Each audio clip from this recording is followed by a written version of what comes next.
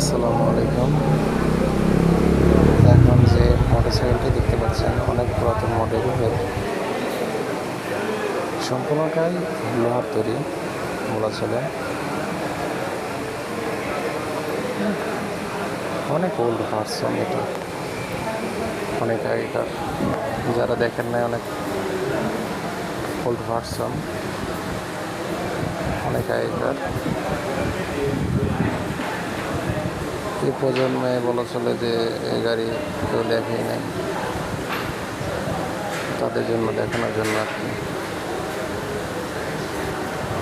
দেখুন।